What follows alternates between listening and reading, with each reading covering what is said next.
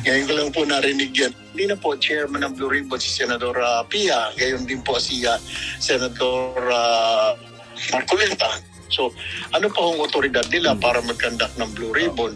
Tinawanan na lang ni Senator Erwin Tulfo ang kumalat na impormasyon sa social media tungkol sa pagkakaroon muli ng Blue Ribbon Committee hearing ng grupo ni Senator Alan Peter Cayetano. Sa naturang post na ibinahagi ni dating Congressman Mike Defensor, inaanyayahan pa nito ang publiko na makiisa at suportahan ang pagdinig.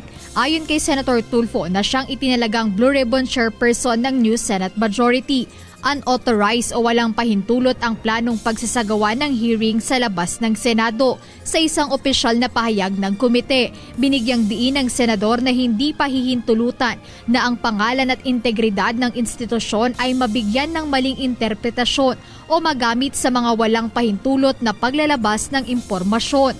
Dagdag ng senador, kung matutuloy ito bukas, magiging kagaya lang ito ng nakaraang pagtitipon ng Cayetano Block kaugnay ng flood control project issue. May tuturing lang umano itong isang ordinaryong press conference at hindi formal na pagdinig o lehitimong legislative inquiry. Ewan ko sa mga sinaunang panahon, mayroon po mga Blue Ribbon hearing sa labas ng Senado. So lumalabas po, parang kayarin po ito dati na sila-sila lang po. Number one, wala pong darating na committee secretariat po doon para mag-record ng meeting. Palaisipan din sa senador ang paghingi ng suporta ni Defensor sa publiko. Bakit niyo po kailangan na may support? Anong dahilan? Yun po yung sinasabi natin. Ano pong dahilan para panoorin siya, panoorin yung hearing-hearingan na yan? Ayoko pong tawagin na Blue Ribbon hearing po yan. Pero yun po ba ang dahilan? Kaya humingi siya ng suporta para mapanood siya ng mga tao.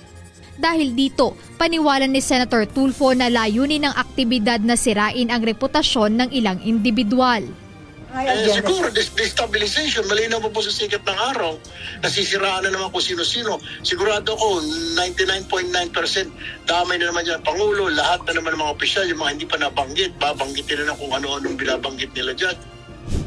Sa ngayon, wala pang opisyal na pahayag si Senator Pia Cayetano o si Senator Alan Peter Cayetano kung tuloy ba bukas ang sinasabing Senate Blue Ribbon hearing sa labas ng Senado. Jed Neresina, UNTV News and Rescue. Diyos ang aming sandigan, serbisyo publiko ang aming pinahahalagahan.